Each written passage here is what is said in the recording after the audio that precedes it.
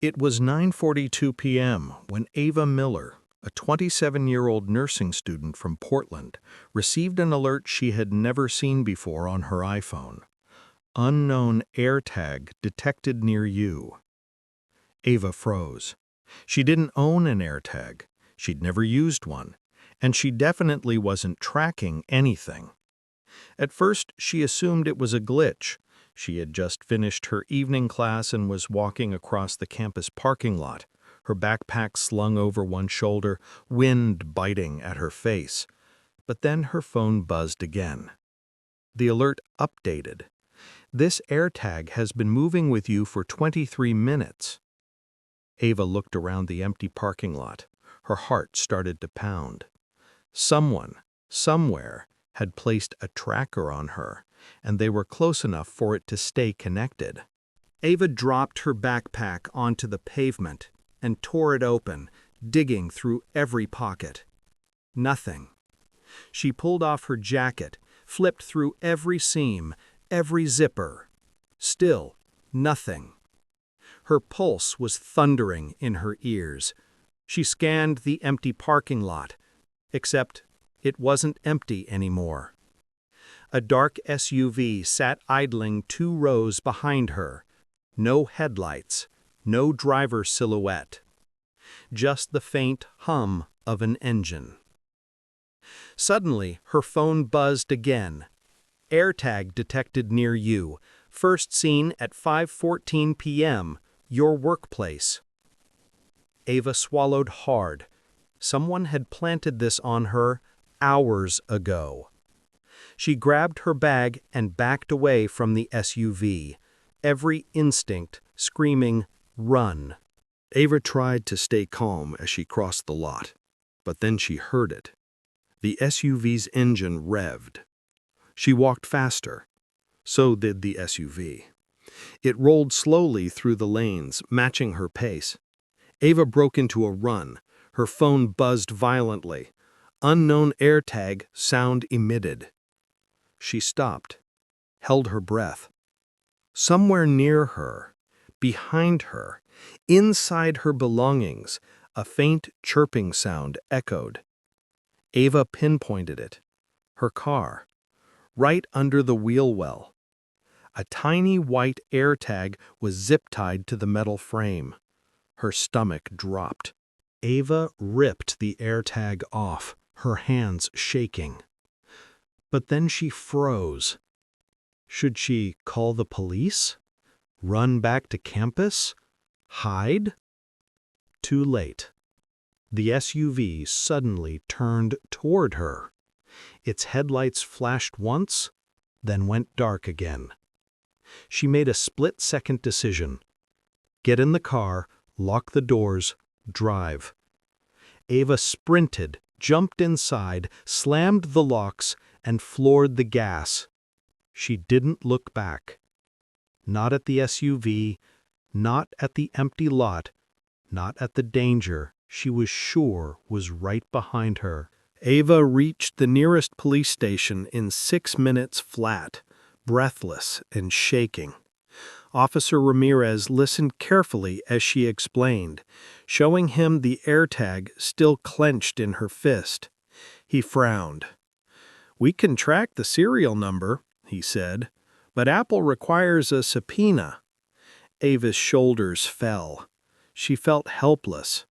Then the officer added quietly, "But an AirTag only works when it's near the owner's device." Ava froze. The SUV, the person tracking her, was still close.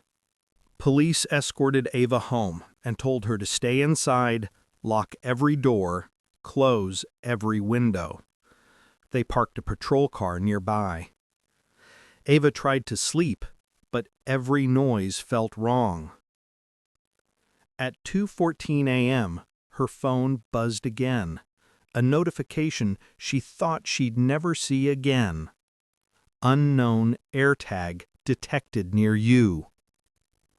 Ava sat upright, heart pounding.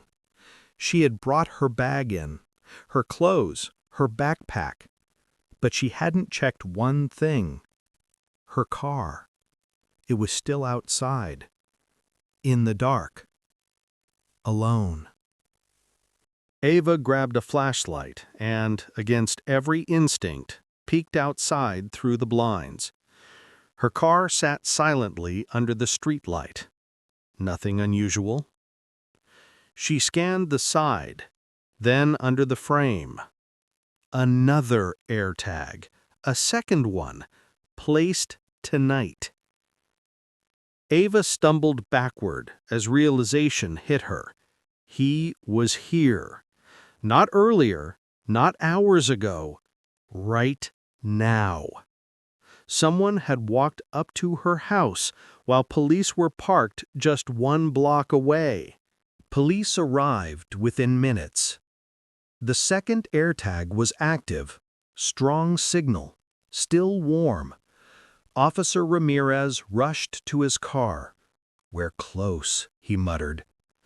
They tracked the signal down the street to a black SUV parked behind a row of dumpsters. The same SUV from campus. Officers surrounded the vehicle, but when they opened the door, it was empty. Yet the engine was warm and a phone sat on the passenger seat, screen unlocked. On the dashboard, a printed photo of Ava walking out of her workplace 2 months earlier. The phone inside the SUV belonged to Ava's ex-coworker, Dylan Harris, a man she barely remembered. Quiet, polite, kept to himself. He had been fired months earlier for stalking another employee. Police searched the SUV and found something worse. Printed schedules of Ava's classes, maps of her commute, photos of her house taken over several weeks, and a box of AirTags, dozens of them. Police searched for Dylan all night, but he had vanished. A BOLO was issued. Campus went on alert. Ava was moved to a safe house. The next morning, her phone buzzed again. Unknown AirTag detected. Ava screamed for the officers. They rushed outside, found nothing. Inside her car, nothing. Her bag, nothing. Her pockets, empty. Then Officer Ramirez asked, "Where's your jacket?" Ava's face went pale. She had left it at home. Police raced back to her home. The front door was cracked open, very slightly, barely visible, but not how she left it. Inside, they found muddy footprints leading to the living room. On the couch, Ava's jacket. And zipped inside the lining, a third AirTag. He wasn't just tracking her. He had been inside her house while she slept in the safe house. The third AirTag pinged rapidly.